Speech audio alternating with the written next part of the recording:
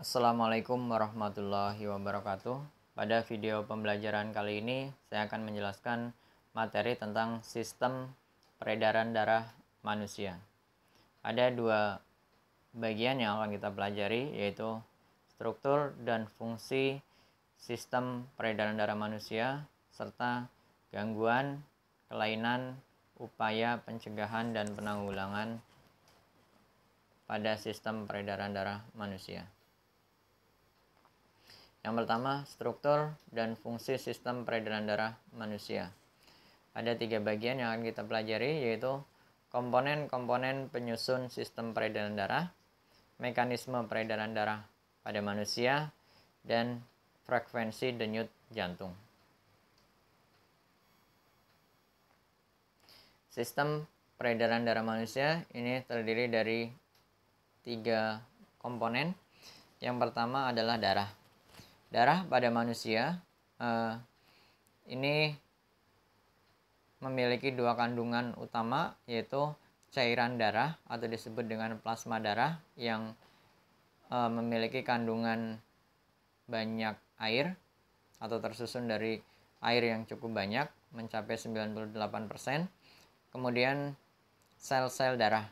Sel-sel darah ini dibagi menjadi tiga.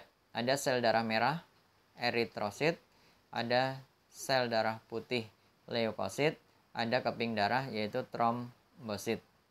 Masing-masing sel darah ini memiliki karakteristik dan fungsi yang berbeda-beda. Sel darah merah, eritrosit, berfungsi untuk mengedarkan atau menyalurkan oksigen, kemudian membawa karbon dioksida, membawa seri-seri makanan, dan zat sisa. Kemudian sel darah putih ini berfungsi sebagai antibodi atau menghancurkan bakteri dan virus yang masuk ke dalam tubuh.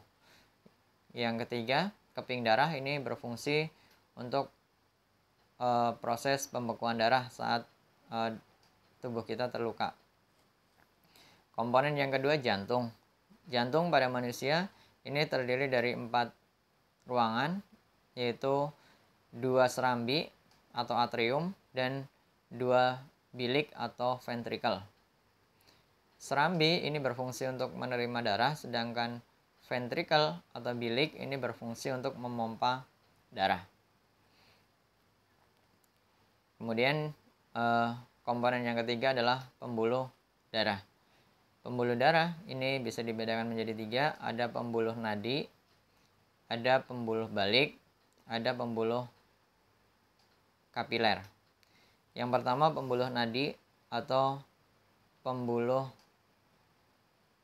arteri ini memiliki beberapa karakteristik, diantaranya dinding pembuluhnya tebal dan elastis, kemudian tidak memiliki katup di sepanjang pembuluh darahnya, katupnya hanya ada di pangkal. Kemudian memiliki tekanan darah yang besar, denyut yang terasa. Kemudian letaknya berada di dalam tubuh, dan apabila pembuluh ini terluka, maka darah yang mengalir banyak. Sebaliknya untuk pembuluh balik atau pembuluh vena ini umumnya terletak di permukaan kulit, kemudian denyutnya tidak terasa atau relatif kecil, pelan, memiliki katup di sepanjang pembuluh.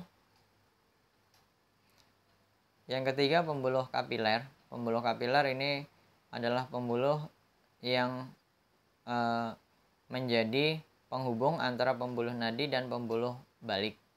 Di sini terjadinya proses pertukaran oksigen dan karbon dioksida yang dibawa oleh darah.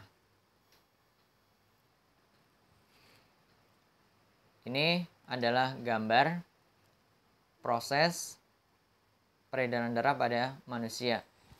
Ada 2, bisa dibedakan menjadi 2 macam sistem peredaran darah manusia. ada sistem peredaran darah kecil, ada sistem peredaran darah besar.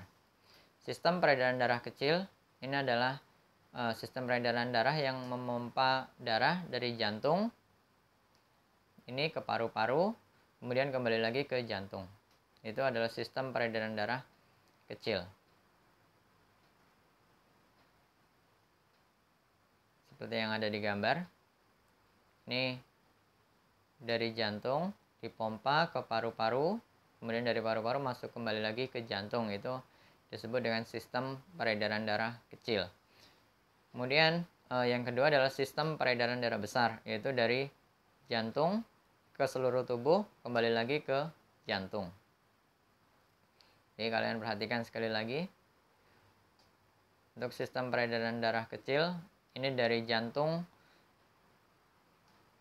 tepatnya di bilik kanan, darah dipompa ke paru-paru, kemudian masuk ke serambi kiri. Dari serambi kiri, nanti masuk ke bilik kiri, dari bilik kiri dipompa ke seluruh tubuh, masuk ke serambi kanan, dan akan masuk kembali ke bilik kanan.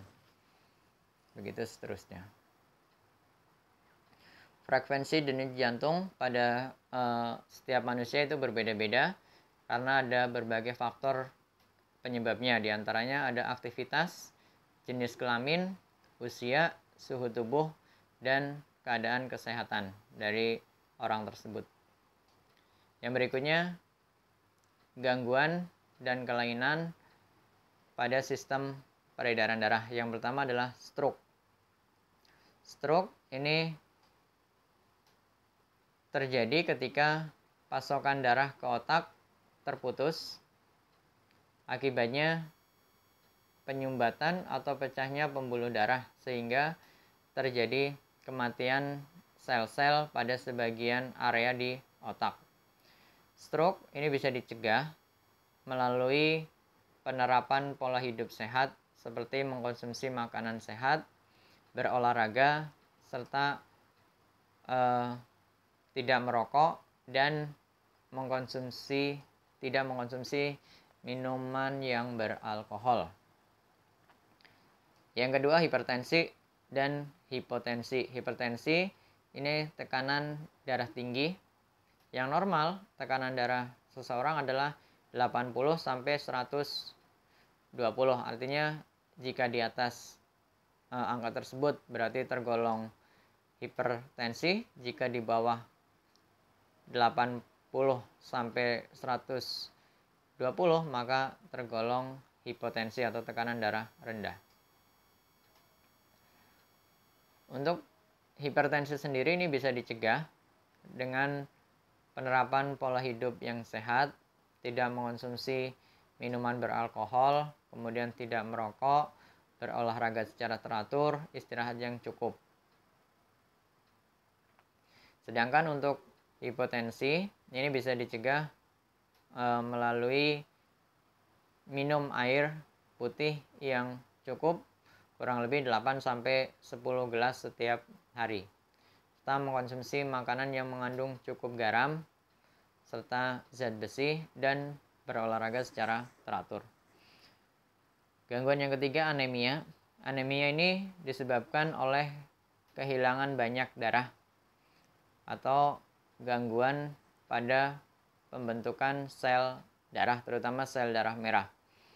Anemia bisa dicegah dengan cara mengkonsumsi makanan yang mengandung zat besi, mengkonsumsi makanan yang bergizi, dan jika perlu mengkonsumsi suplemen penambah zat besi atau penambah bahan baku proses pembentukan darah. Oke. Terima kasih. Demikian video pembelajaran kali ini. Wassalamualaikum warahmatullahi wabarakatuh.